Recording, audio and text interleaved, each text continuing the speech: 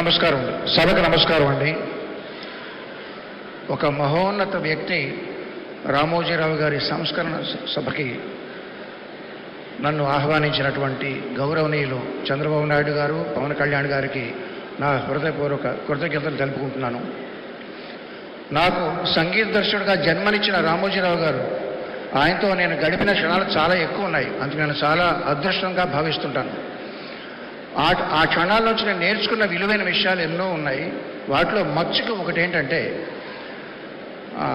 మద్యపాన వ్యతిరేక ఉద్యమంకి ఆయన వంతు కంట్రిబ్యూషన్గా ఆయన రకరకాల ఆర్టిస్టులతో, ఉద్యమకారులతో, రచయితలతో, సంగీత దర్శకులతో, గాయకులతో, ఆయన తెలిసిన వాళ్ళందరినీ పిలిచి పాటలు రికార్డ్ చేసి ఆ ఉద్యమానికి సపోర్ట్ చేశారండి.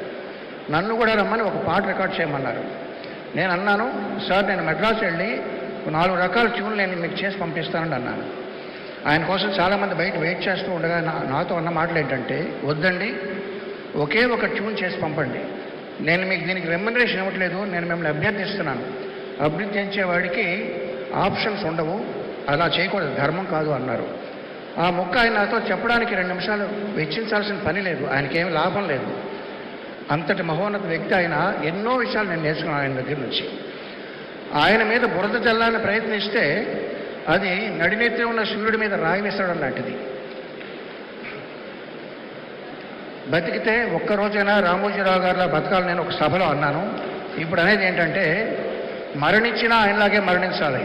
ఎందుకంటే కురుక్షేత్ర సంగ్రామంలో భీష్ముడు తన మరణాన్ని, తన మృత్యువుని ఆపి ఉత్తరాయణం వచ్చే వరకు కూడా దాన్ని నిగ్రహించి ఆపారు. ఆయనే ఆపారు. ఆయన అదేవిధంగా తను ఎంతో ప్రేమించే ఆంధ్రప్రదేశ్ కబంధ హస్తాల్లోంచి బయటపడడం ఆయన కళ్ళారా చూసి అప్పుడు నిష్క్రమించారు.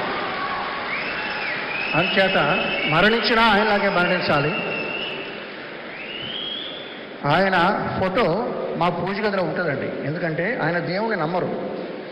దేవుని నమ్మని రామోజీరావు గారి ఫోటో దేవుడు ఉండాల్సిన చోట మా ఇంట్లో ఉంటుంది. ఎంతోమంది జీవితాల్లో వెలుగులు నింపిన ఆయన స్ఫూర్తి నా గుండెలో చిరకాలం ఉంటుంది, భరిచినంత వరకు. ధన్యవాదాలు.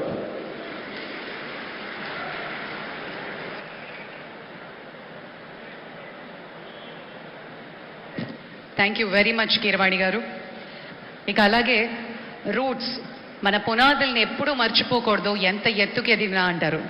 అలాంటి బలమైన పునాది ఈటీవీతో మొదలుపెట్టారు. మరోసారి ఆస్కర్ స్థాయికి వెళ్ళి మనందరినీ కూడా చాలా తెలుగు వారిగా గర్వపడేలా చేశారు. మన రాజమౌళి గారిని మాట్లాడవలసిందిగా సవినయంగా కోరుతున్నాను.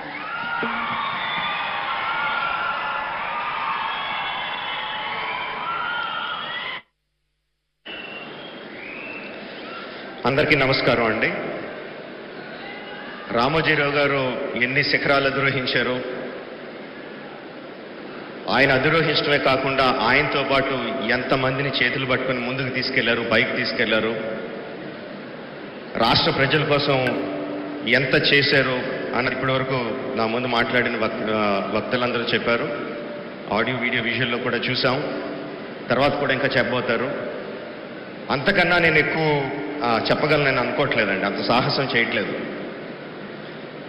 ఒకటే అడుగుతున్నా అండి, అంత చేసిన రామోజీరావు గారికి మనం తిరిగి ఏం చేయగలం? 100% అండి.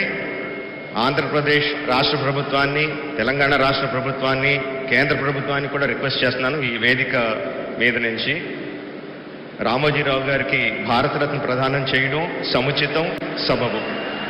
నమస్కారం అండి. Thank you.